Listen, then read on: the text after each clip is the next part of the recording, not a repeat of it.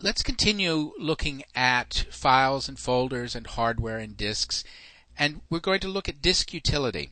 If I go into my Applications folder and scroll down to the Utilities folder inside Applications, I will see a variety of utilities for managing my computer. These are things that you may or may not use, but you need them to do repairs, to set up airport, and so forth. Disk utility is one of the provided utilities, and I'll double click to open it, and we'll take a walk through disk utility to see what we've got. Now, the computer that I'm running has a built-in hard drive. It's made by Fujitsu, and on it there are two partitions, and I'll move these windows aside so that you can see what's going on. I have here, go back to my home folder, there's a disk drive called Hermes with a users folder, and here are my various users, and I'm running VTC right now.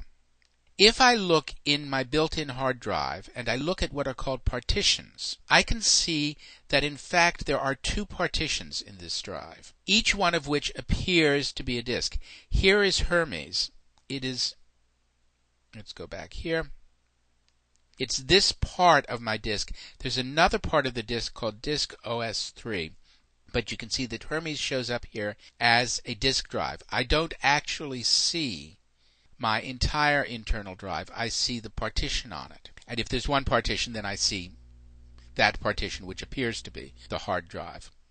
Now, this one down here does not show up. What this one is a boot camp partition that is used to determine whether or not we're starting up in Windows or Mac OS X. And if you'll notice here, I also have a drive called Untitled, and Untitled happens to be this white space here. This is the Windows partition, and I don't see it. This is how I see it when I'm looking at it in Disk Utility. Now, I have an external drive, which is a 500 gigabyte drive, and it has two partitions, Ext80 and Zeus. And I don't see them over here in the Finder because this drive is not mounted. One of the things that I can do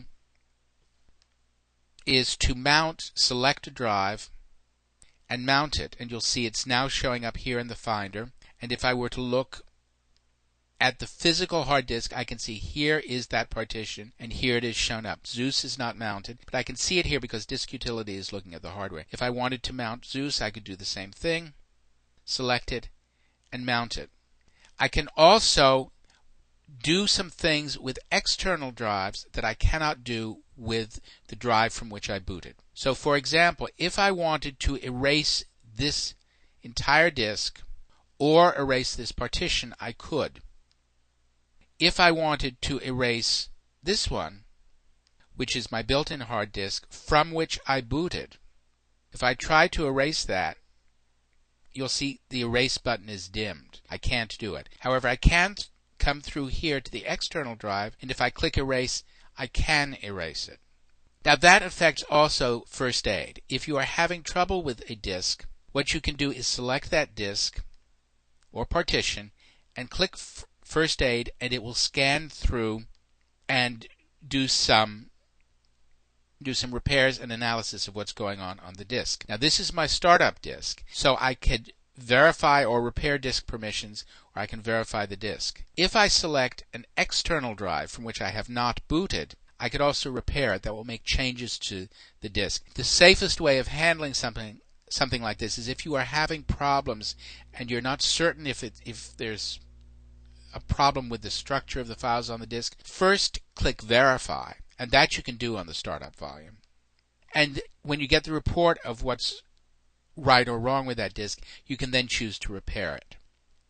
You probably won't have to do this very often, if at all. The most common reason for having files corrupted on a disk, and we're talking about not the contents of the file so much as the titles, the links, the way they are stored on the disk. Corruption within files can happen when application programs fail or if you simply do something wrong. But corruption in the structure of the disk most often happens if there's a power failure that is not caught by an uninterruptible power supply or by the battery backup on a laptop.